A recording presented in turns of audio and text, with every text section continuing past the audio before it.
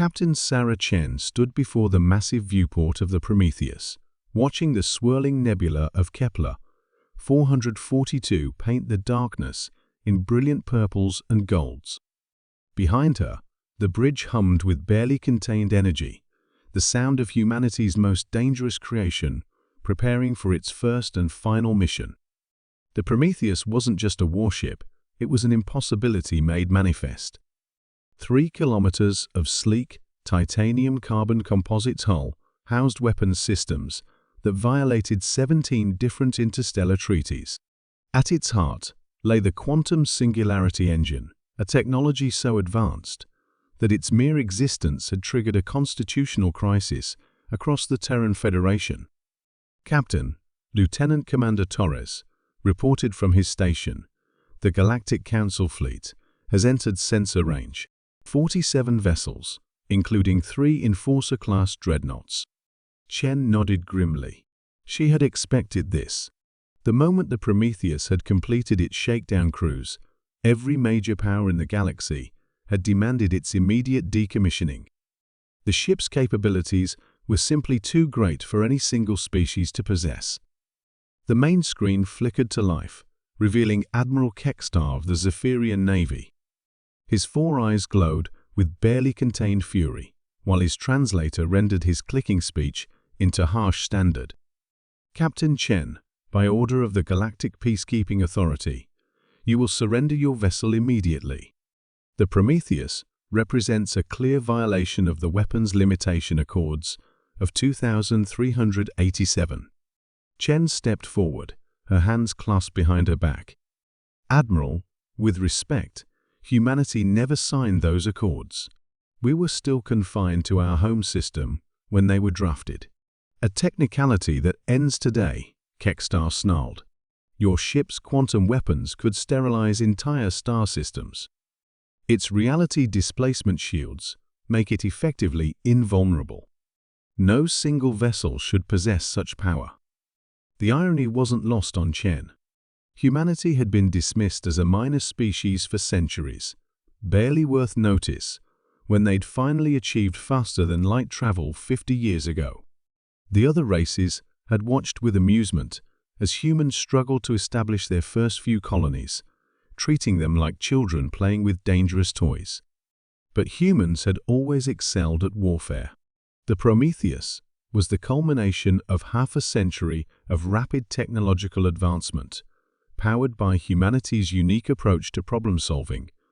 If something seemed impossible, they simply hadn't tried hard enough yet. While other species had spent millennia perfecting stable, incremental improvements to their technology, humans had leaped from chemical rockets to quantum tunneling drives in mere decades. The quantum singularity engine allows us to create controlled micro-black holes. Dr. Elena Vasquez, the ship's chief scientist, had explained during the vessel's construction. Each one releases energy equivalent to a supernova when properly channeled.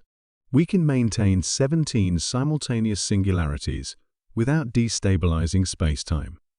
The weapons systems were equally revolutionary. Gravitational wave cannons that could crush a battleship by manipulating the fabric of space itself.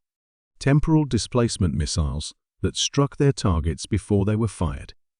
Matter conversion beams that transformed enemy hulls into pure energy.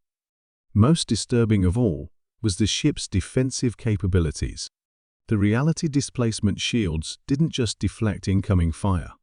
They shifted the Prometheus slightly out of phase with normal space-time, making it exist in a quantum superposition, where attacks had a probability of hitting rather than a certainty. Your response, Captain, Admiral Kekstar demanded. Chen looked around at her crew.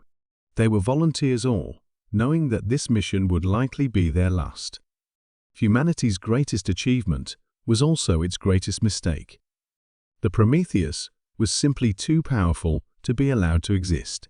But that had always been the plan. Admiral, Chen said quietly, I'm transmitting our full technical specifications to your fleet. Every detail of the Prometheus's construction, every line of code, every quantum equation. The alien admiral's four eyes widened in shock. What? Why would you? Because this was never about building the ultimate weapon, Chen interrupted. It was about showing that it could be built. Every major power now knows that this level of technology is achievable. The arms race has already begun. She gestured to the data streaming across the communications array. The hegemony will have their own quantum warships within 5 years. The Republic will follow 6 months later. The collective's hive mind gives them an advantage in coordinating multiple singularity engines. They'll probably surpass our design. Kekstar was speechless, his translator struggling to keep pace with his rapid clicking.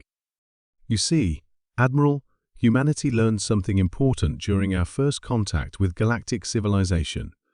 We were never going to be accepted as equals while we remained weak. The other species tolerated us because we posed no threat. But now? Chen smiled grimly. Now they'll have to take us seriously.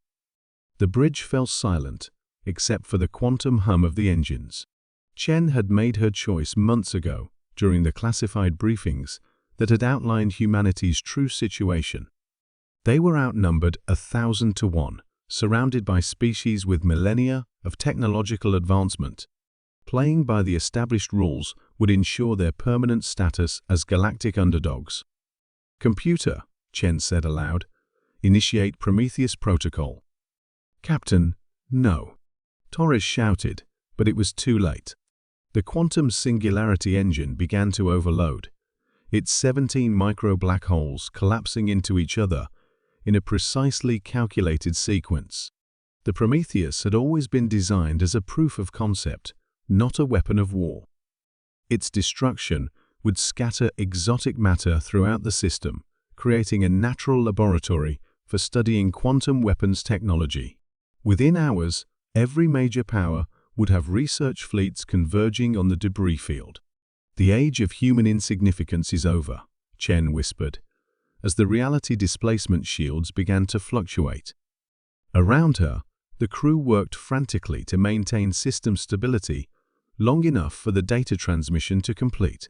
In the final moments before the Prometheus tore itself apart, Chen watched the alien fleet scramble to collect sensor data on humanity's impossible achievement. Soon, they would all possess weapons that could crack planets and reshape reality itself. Humanity had fired the first shot in a war that would reshape the galaxy. And they had already won.